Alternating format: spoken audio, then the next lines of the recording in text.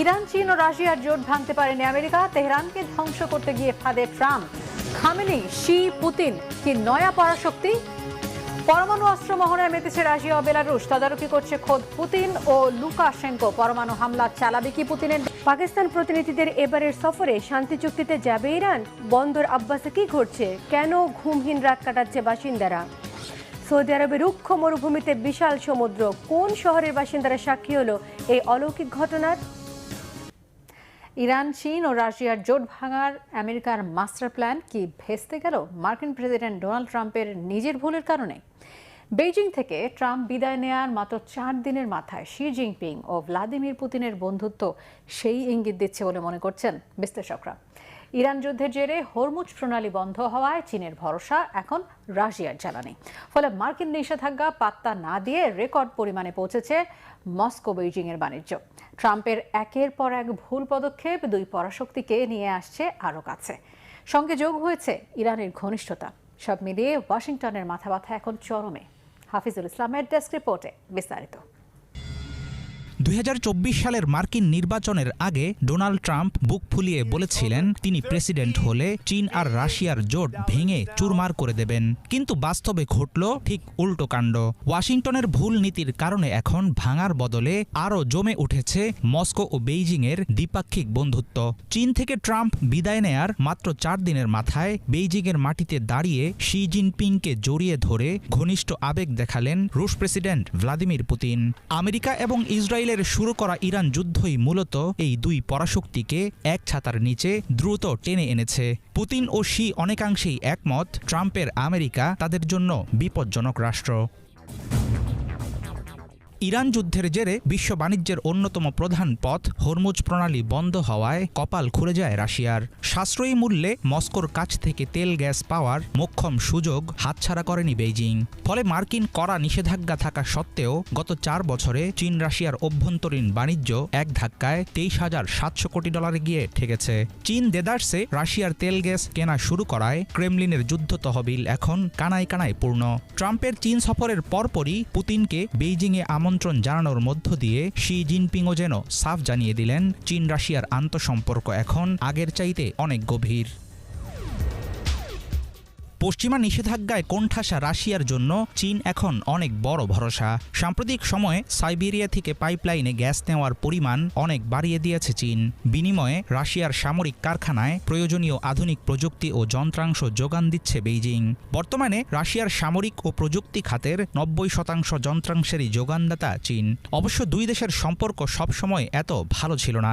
সমাজতান্ত্রিক আদর্শ নিয়ে ভিন্ন অবস্থানের কারণে চীন রাশিয়া একসময় একে অপরের শত্রু হয়ে ওঠে। 70-এর দশকে আমেরিকার প্রেসিডেন্ট রিচার্ড নিক্সন এই সুযোগটা লুফে নিয়েছিলেন। তিনি চীনকে বন্ধু বানিয়ে ফেলায় তখন দূরে সরে গিয়েছিল রাশিয়া। রাশিয়ার সীমানার কাছাকাছি ন্যাটোর বিস্তার এবং তাইওয়ান নিয়ে চীনকে বারবার উস্কানি দেওয়ায় বাধ্য হয়ে মস্কো ও বেইজিং আবারও জোট বাঁধে। গত কয়েক দশকে আমেরিকার এমন একের পর এক ভুল সিদ্ধান্ত আরও কাছাকাছি নিয়ে আসে চীন এবং রাশিয়াকে। ট্রাম্প ইউক্রেন যুদ্ধ থামানোর কথা বললেও মার্কিন অস্ত্র ব্যবসায়ীদের লাভের কথা চিন্তা করে তিনি কোনো শক্ত পদক্ষেপ নেননি। ট্রাম্পের চীন সফরের পর বেইজিংয়ে শি জিনপিং ও পুতিনের ঘনিষ্ঠ বৈঠক পরিষ্কার বার্তা দিয়েছে আমেরিকা যতই চেষ্টা করুক নিজেদের অস্তিত্বের স্বার্থেই চীন রাশিয়ার ইস্পাত কঠিন জোট আপাতত ভাঙা অসম্ভব। ট্রাম্পের কূটনৈতিক ব্যর্থতার খেসারত আমেরিকাকে ভবিষ্যতে বেশ ভালোভাবেই দিতে হবে। চীন রাশিয়ার ক্রমবর্ধমান ঘনিষ্ঠতার ফলে দুই দিক থেকে সামরিক ও অর্থনৈতিক চাপে পড়বে ওয়াশিংটন। এতদিন যুক্তরাষ্ট্র একাই পুরো বিশ্ব শাসন করত, কিন্তু এখন বেইজিংয়ের অর্থনৈতিক শক্তি আর মস্কোর সামরিক ও জ্বালানি সম্পদ এক হয়ে সরাসরি চ্যালেঞ্জ করছে তাদের একচ্ছত্র আধিপত্যকে। ইরান যুদ্ধের প্রেক্ষিতে এশিয়া ইউরোপে মার্কিন মিত্ররাও আছে চরম নিরাপত্তাহীনতার মুখে। ট্রাম্পের একের পর এক ভুল সিদ্ধান্ত কি ত্বরান্বিত করছে আমেরিকার পতন? পাকিস্তানের সেনাপ্রধান এবং স্বরাষ্ট্রমন্ত্রী ইরান সফরের মধ্য দিয়ে যুক্তরাষ্ট্রের সঙ্গে শান্তি চুক্তির একটি চূড়ান্ত সম্ভাবনা দেখছে ইরানের কর্মকর্তারা। সমঝোতার জন্য পাকিস্তানের মধ্যস্থতায় ওয়াশিংটনের সঙ্গে বার্তা আদান প্রদানও চালিয়ে যাচ্ছে তেহরান। পর্যালোচনা করছে ওয়াশিংটনের দেয়া নয়া প্রস্তাব। এদিকে শান্তি চুক্তির ভালো অগ্রগতির মধ্যেও মার্কিন প্রেসিডেন্ট ট্রাম্প হামলা শুরুর প্রস্তুতি রেখেছেন, এমন হুঁশিয়ারি দিয়েছেন পররাষ্ট্রমন্ত্রী রুবিও। পাল্টা প্রতিরোধের সর্বোচ্চ প্রস্তুতি আছে বলে সতর্ক করেছেন ইরানের প্রেসিডেন্ট মাসুদ পেজেশকিয়ান। সঞ্জিদা ইসলাম তন্নির ডেস্ক রিপোর্ট। যুক্তরাষ্ট্রের সাথে একটি চুক্তি প্রায় চূড়ান্ত পর্যায়ে রয়েছে দাবি এক ইরানি কর্মকর্তার। যদিও আরেকটি ইরানি সূত্র জানিয়েছে চূড়ান্ত চুক্তিতে পৌঁছানো সম্ভব হবে কিনা তা বলার সময় এখনো আসেনি। আর ইরানের সাথে শান্তি আলোচনায় ভালো অগ্রগতি হলেও নতুন করে হামলা শুরু হতে পারে বলে হুঁশিয়ার করেছেন মার্কিন পররাষ্ট্রমন্ত্রী মার্কো রুবিও। এর আগে একাধিকবার একটি চুক্তির খুব কাছাকাছি পৌঁছালেও চূড়ান্ত সফলতা অর্জনে ব্যর্থ হয়েছে যুক্তরাষ্ট্র ও ইরান। এবারও কি কোনো এক ছুতোই শেষ পর্যন্ত ভেস্তে যাবে শান্তি চুক্তি? আবারও শুরু হবে যুদ্ধ, নাকি নতুন করে যুদ্ধ শুরুর শঙ্কাকে দূরে ঠেলে দিয়ে শেষ পর্যন্ত একটি চুক্তিতে একমত হবে দুই পক্ষ? যুক্তরাষ্ট্র ও ইরানের মধ্যে চূড়ান্ত শান্তি চুক্তি বারবার ব্যর্থ হলেও হার মানতে নারাজ মধ্যস্থতাকারী পাকিস্তান।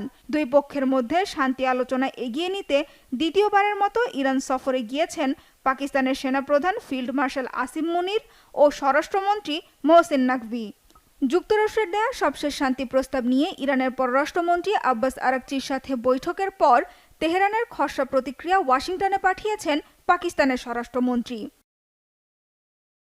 দুই পক্ষের মধ্যে যখন পরোক্ষ শান্তি আলোচনা চলছে, তখন ইরানের ইউরেনিয়াম জব্দ করার বিষয়ে নিজের অটল অবস্থান আবারও স্পষ্ট করেছেন মার্কিন প্রেসিডেন্ট ডোনাল্ড ট্রাম্প। শুধু তাই নয়, জানিয়েছেন হরমুজ প্রণালীতে ইরানের টোল আদায়ের বিষয়টিও সমর্থন করেন না। আমরা চাই হরমুজ প্রণালী খোলা থাকুক। আমরা কোনো টোল চাই না। এটা আন্তর্জাতিক জলপথ এবং এখানে কোনো টোল নেওয়া হবে না। আমরা ইরানের উচ্চ সমৃদ্ধ ইউরেনিয়াম নিয়ে আসব। আমাদের এটার দরকার নেই। আমরা ক্ষতিকর ইউরেনিয়াম এনে ধ্বংস করে দেব, কিন্তু তাদের নিতে দেব না। তবে যুক্তরাষ্ট্রের সবশেষ শান্তি প্রস্তাব নিয়ে দুই পক্ষের আলোচনায় ভালো অগ্রগতি হওয়ার বিষয়টি স্বীকার করেছে মার্কিন পররাষ্ট্র মন্ত্রণালয়।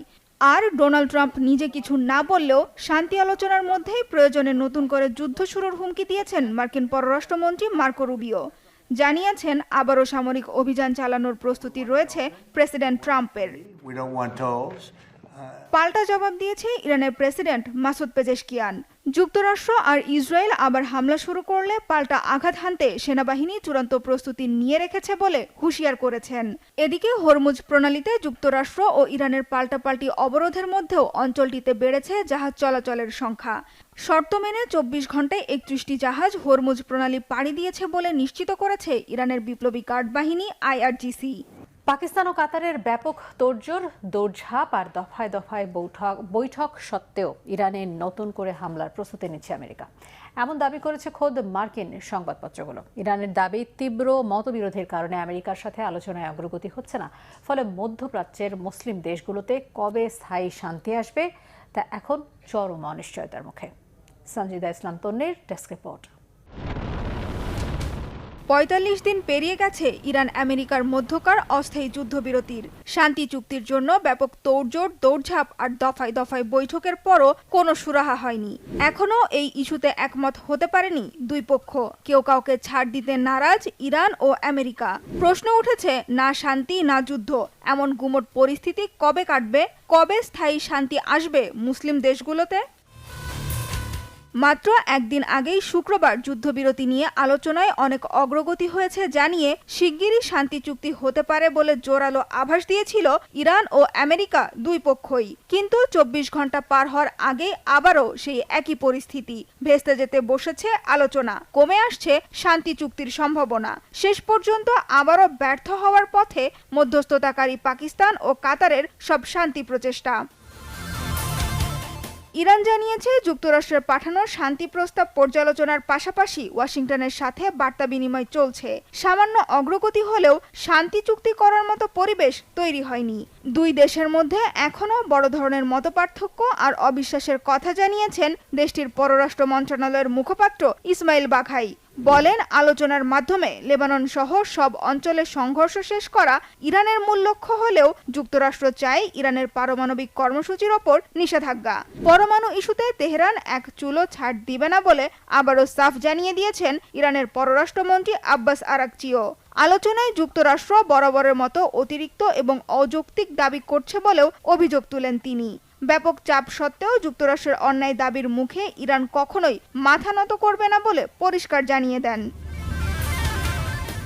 এমন পরিস্থিতিতে শান্তি নয়, বরং ইরানে নতুন করে হামলা চালানোর পরিকল্পনাও গুরুত্বের সাথে বিবেচনা করছেন মার্কিন প্রেসিডেন্ট ডোনাল্ড ট্রাম্প। এরই মধ্যে নতুন সামরিক অভিযানের রূপরেখা নিয়ে মার্কিন ন্যাশনাল সিকিউরিটি কাউন্সিলের সাথে বৈঠকও করেছেন। ট্রাম্প প্রশাসনের কর্মকর্তাদের বরাতে মার্কিন সংবাদ মাধ্যম সিবিএস নিউজ জানিয়েছে, ইরানের ওপর নতুন হামলার প্রস্তুতি চলছে, তবে কবে হামলা হতে পারে তা এখনো ঠিক হয়নি। নতুন করে ইরানে হামলা শুরুর ইঙ্গিত দিয়েছেন খোদ ডোনাল্ড ট্রাম্পও। শান্তি আলোচনার অত্যন্ত ধীর অগ্রগতিতে হতাশা জানিয়েছেন তিনি। ইরানকে কখনোই পারমাণবিক অস্ত্রের অধিকারী হতে দেয়া যাবে না বলে আবারও হুঁশিয়ারি দিয়েছেন। এছাড়া মার্কিন পররাষ্ট্রমন্ত্রী মার্কো রুবিও জানিয়েছেন, শান্তি আলোচনায় সামান্য অগ্রগতি হলেও এখনো অনেক কাজ বাকি। আমিও ইরানিদের সাথে একমত। আলোচনা খুব সামান্যই এগিয়েছে, আমরা এখনো লক্ষ্যে পৌঁছাইনি। প্রেসিডেন্ট ট্রাম্প একটি ভালো চুক্তি করতে চান। প্রেসিডেন্টের একমাত্র শর্ত, ইরানের কাছে কখনোই পারমাণবিক অস্ত্র থাকতে পারবে না। উচ্চমাত্রায় সমৃদ্ধ ইউরেনিয়ামের বিষয়টি নিয়ে আলোচনা করতে হবে এবং বিষয়টি সমাধান করতে হবে। শান্তি চুক্তির অনিশ্চয়তা আর নতুন করে যুদ্ধ শুরুর শঙ্কার মধ্যেও হার মানতে নারাজ মধ্যস্থতাকারী পাকিস্তান। ইসলামাবাদের শান্তি প্রচেষ্টায় এবার সরাসরি যোগ দিয়েছে কাতার। যুক্তরাষ্ট্র ও ইরানের মধ্যে শান্তি আলোচনা এগিয়ে নিতে ইরানে অবস্থান করছেন পাকিস্তান ও কাতারের প্রতিনিধি দল। ইরানের শীর্ষ নেতাদের সাথে আলোচনা চালিয়ে যাওয়ার পাশাপাশি তেহরানের বার্তা পৌঁছে দিচ্ছেন ওয়াশিংটনে। দুই পক্ষকে রাজি করাতে পাকিস্তান আর কাতারের এই চেষ্টা সফল হবে কিনা সেটাই এখন দেখার বিষয়।